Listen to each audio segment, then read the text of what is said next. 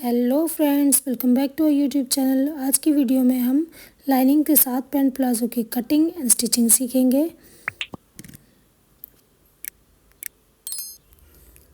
Pant को cutting करने के लिए 2.5 मीटर हमने फैब्रिक लिया है, 2 मीटर कॉटन की लाइनिंग ली है। सबसे पहले हम लाइनिंग पे कटिंग करेंगे, उसके बाद हम मेन फैब्रिक पे कटिंग करेंगे। तो लाइनिंग को इस तरह से डबल फोल्ड में हमने लंबाई में बिछा लिया है। ऊपर की ओर से इस तरह से एक सीधी लाइन ड्रॉ करेंगे। 1.5 इंच की हम इसमें बेल्ट ऐड करेंगे, तो इंची टेप को 1.5 इंच बाहर की ओर निकालेंगे और जितनी हमने रेडी लेंथ रखनी है उतना हम इस पर मार्किंग करेंगे।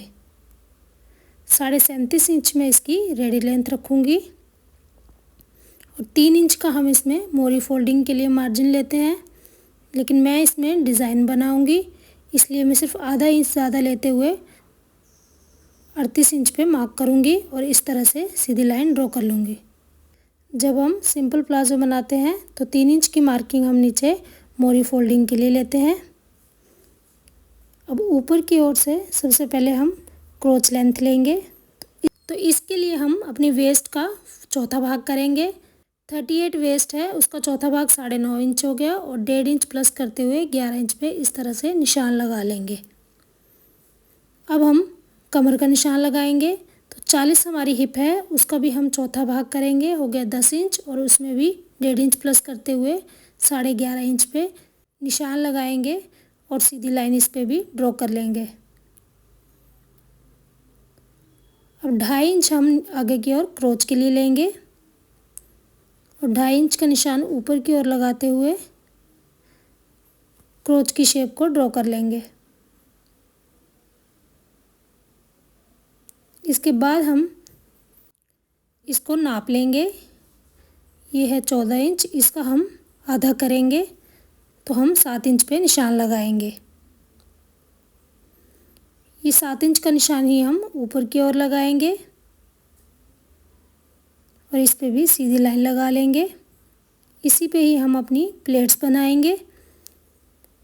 5 इंच हम प्लेट की लेंथ रखेंगे और 1.5 इंच की हम प्लेट रेडी करेंगे, तो 0.75 इंच दोनों ओर मार्क करेंगे और इन निशानों को मिला लेंगे।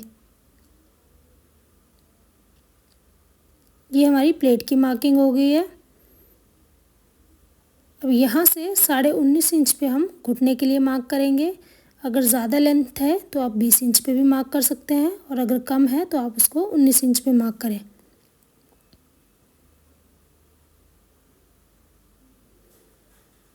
इसके बाद जो 7 इंच का निशान था इसको ही हम नीचे की ओर बढ़ाएंगे और सीधी लाइन लगा लेंगे। अब इस सेंटर वाली लाइन से ही हम मोरी की मार्किंग करेंगे, तो 7 इंच हम पोंचा रेडी रखेंगे, 3.5 इंच का निशान हम दोनों साइड लगाएंगे और 7 इंच की हमारी मोरी रेडी आएगी। अब हम इस तरह से स्केल को रखेंगे और निशानों को मिला लेंगे। अब यहाँ से हम स्केल को अंदर की ओर करते हुए ये जो कोना है इसको हम ख़त्म कर लेंगे।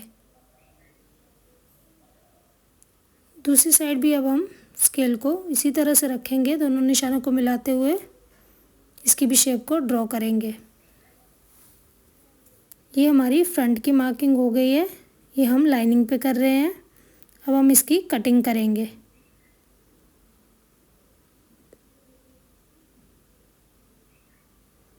दूसरी ओर से भी इसी तरह से इसकी कटिंग कर लेंगे। ऊपर की ओर से जो सीधी लाइन लगाई थी उसको भी कट करेंगे। प्लेट के निशान पे भी इस तरह से कट लगा लेंगे। ये हमारे फ्रंट की कटिंग हो गई है। अब हम बैक को कट करेंगे। बची हुई लाइनिंग को भी हमने डबल फोल्ड में बिछा लिया है और फ्रंट हिस्से को हम इस पे अच्छे से बिछा लेंगे। बैक पार्ट को हम ऊपर की ओर से 2.5 इंच बढ़ाते हुए बिछाएंगे। अब हम जो फ्रंट की क्रोच की लाइन थी उसको सीधा ड्रॉ कर लेंगे और आगे की ओर हम बैक की क्रोच के लिए 2.5 इंच पे निशान लगा लेंगे। ऊपर की ओर 2.5 इंच पे निशान लगाते हुए इसकी शेप को भी हम ड्रॉ कर लेंगे। इस तरह से। अब जो फ्रंट की हमारी वेस्ट का निशान है उसको आगे की ओर बढ़ा लेंगे और बैक को हम 2.5 इंच ऊपर की ओर उठाएंगे। इस तरह से बढ़ा के रखने से जो हमारा प्लाजो है पीछे से जो है नीचे की ओर नहीं खिंचता है। दूसरी साइड से हम फ्रंट के जितना ही इसको इस तरह से तिरछे में मिलाएंगे। इसको हमने ऊपर की ओर 2.5 इंच बढ़ाया है। अब जो हमने घुटने का मार्क लगाया था वहाँ से भी हम 1.5 इंच का निशान लगाएंगे और मोरी की ओर से हम 1 इंच का निशान लगाएंगे। अब हम इन निशानों को आपस में इस तरह से मिला लेंगे। फ्रंट और बैक दोनों की मार्किंग हमने कर ली है। ये हमारा बैक है। अब हम इसकी कटिंग कर लेंगे। इस साइड से हम बिल्कुल फ्रंट पार्ट की तरह इसकी कटिंग करेंगे और दूसरी ओर से जैसे हमने निशान लगाए हैं बिल्कुल वैसे ही इसकी कटिंग कर लेंगे। ये हमारी कटिंग हो गई है। ये फ्रंट के 2 हिस्से हैं और ये बैक के। अब लाइनिंग को रखते हुए हम मेन फैब्रिक पे इसकी कटिंग करेंगे। तो ये हमने मेन फैब्रिक को डबल फोल्ड में बिछाया है। सीधी साइड को हमने अंदर की ओर बिछाया है और उल्टी साइड से हम इसकी कटिंग करेंगे। फ्रंट की जो हमने कटिंग की थी उसको हमने इस तरह से मेन फैब्रिक पे बिछा लिया है और इसकी कटिंग कर लेंगे। इसको सेम हम वैसे ही कट करेंगे जैसे हमने लाइनिंग को कट किया है। अब बैक पार्ट के लिए बचे हुए फैब्रिक को इस तरह से बिछा लेंगे। इसको भी हमने डबल फोल्ड में बिछाया है और जो हमने बैक की लाइनिंग पे कटिंग की थी उसको इसके ऊपर अच्छे से रखते हुए इसकी भी हम कटिंग कर लेंगे।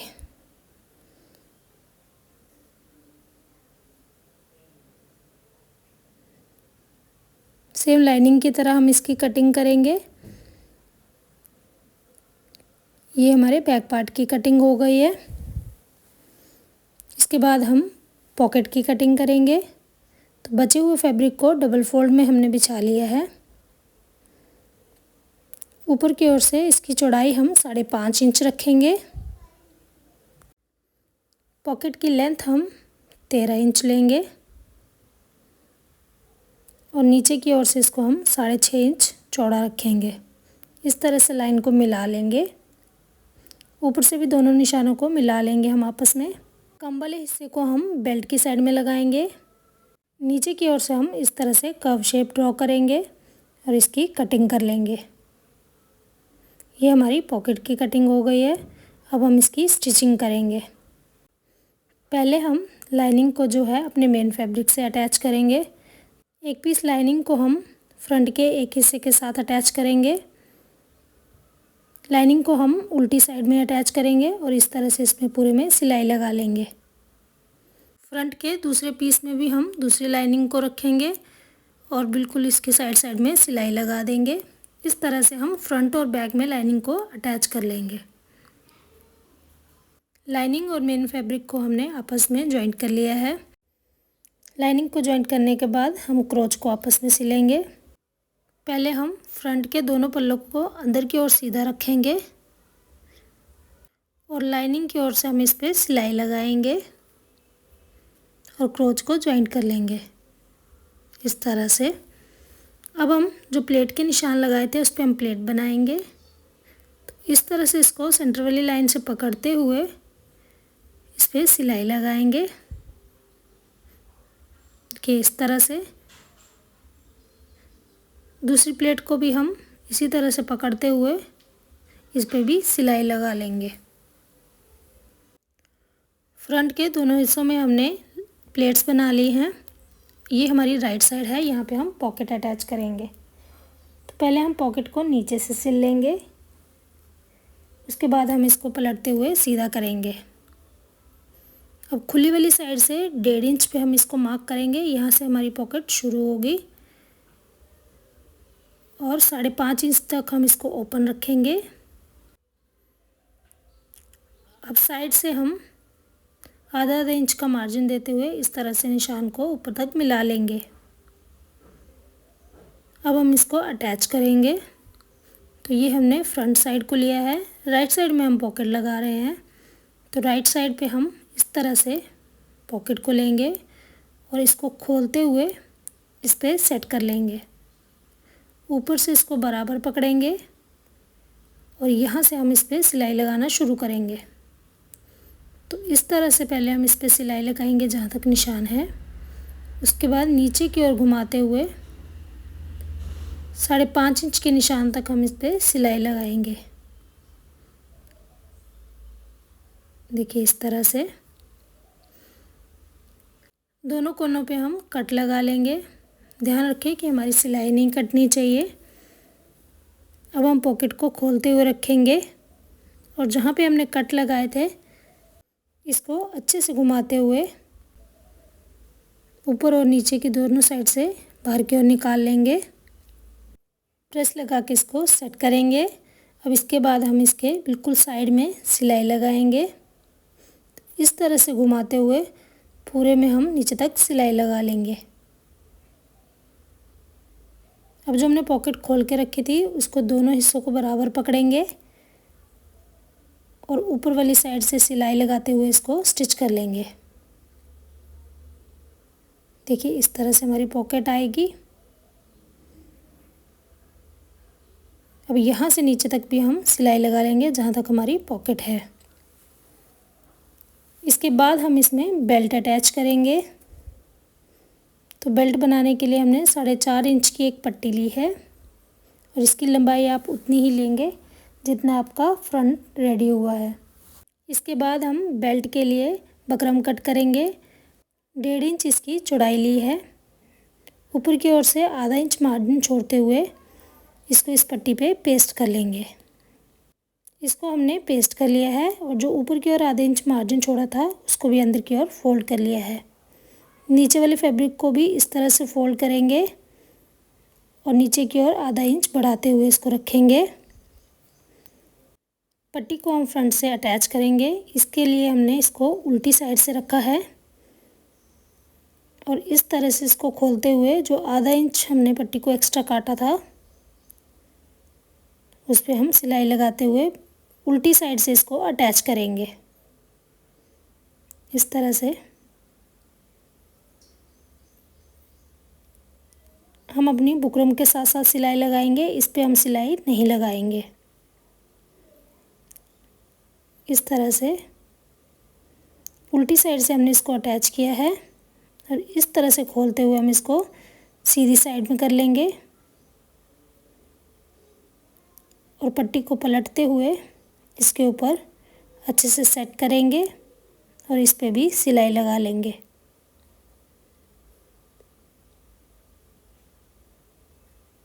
अच्छे से फैब्रिक को सेट करते हुए इस पे सिलाई लगा ली है। ये देखिए हमारी बेल्ट रेडी है और ये हमारी पॉकेट है। अब बैक के क्रोच को हमने सिल लिया है। अब हम इसमें इलास्टिक के लिए पट्टी अटैच करेंगे। तो ये हमने एक पट्टी कट की है। इसकी चौड़ाई 4.5 इंच है और जितना हमारा बैक है उतना ही इसकी हमने लंबाई ली है। बैक को भी हमने उल्टी साइड से रखा है और पट्टी की सीधी साइड को अंदर की ओर रखेंगे और इस पे भी सिलाई लगाएंगे। इस तरह से आधा इंच का मार्जिन लगाते हुए पट्टी को हम सिल लेंगे और पट्टी को खोलते हुए इसको भी सीधी साइड पलटेंगे। सबसे पहले हम इसको अच्छे से सेट कर लेंगे। अब ऊपर की ओर से पट्टी को इस तरह से 2 बार फोल्ड करेंगे और इसके ऊपर सिलाई लगाएंगे। 1.5 इंच का हम नेफा रेडी करेंगे क्योंकि इसमें हम 1.5 इंच की ही इलास्टिक डालेंगे। इस तरह से अब हम इस पे भी सिलाई लगा देंगे। अब इसके लिए हमने एक इलास्टिक कट की है। 40 इंच हमारी हिप है तो उसका आधा करेंगे, हो गया 20 और उसमें से 4 इंच माइनस कर लेंगे। तो 16 इंच हमने इलास्टिक कट की है। इलास्टिक को हम डाल लेंगे इस तरह से और दोनों साइड से सिलाई लगा लेंगे। इसके बाद हम इसके सेंटर में सिलाई लगाएंगे। तो इस तरह से दोनों साइड से खींचते हुए इसको सेंटर में सिलाई कर लेंगे। ये हमारा बैक रेडी है। फ्रंट और बैक को आपस में सिलेंगे। तो सीधी साइड को अंदर की ओर रखेंगे और उल्टी साइड से हम इसकी सिलाई लगाएंगे। तो जहाँ से हमारी पॉकेट शुरू है पहले हम वहाँ तक इसको स्टिच कर लेंगे, यहाँ तक।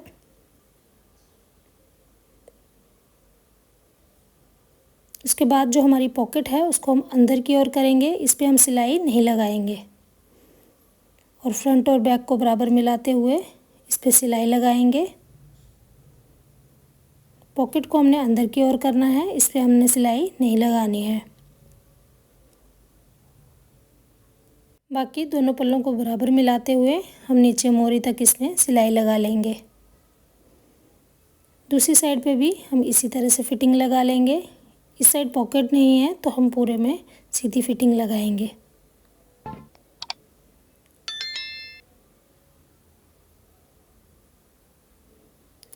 अब मैं इसमें डिज़ाइन बनाऊंगी तो इसलिए मैंने इसका फोल्डिंग का मार्जिन नहीं लिया है। अगर आपने फोल्डिंग के लिए मार्जिन लिया है तो उसको आप इस तरह से अंदर की ओर फोल्ड करते हुए इस पर सिलाई लगा लेंगे। मैं इस पर डिज़ाइन बनाऊंगी तो इस तरह से मैंने डिज़ाइन को रेडी कर लिया है और इसके बाद अब मैं इसकी फ़िटिंग लगाऊंगी। तो दोनों साइड को बराबर पकड़ेंगे और साइड से आधा इंच का मार्जिन देते हुए नीचे की ओर से इसकी सिलाई लगा लेंगे। दूसरी साइड पे भी सेम इसी तरह से पकड़ेंगे और इस पर सिलाई लगा लेंगे। वीडियो में अंत तक बने रहने के लिए धन्यवाद। वीडियो अच्छी लगे तो प्लीज़ चैनल को सब्सक्राइब एंड वीडियो को लाइक शेयर एंड कमेंट ज़रूर करना।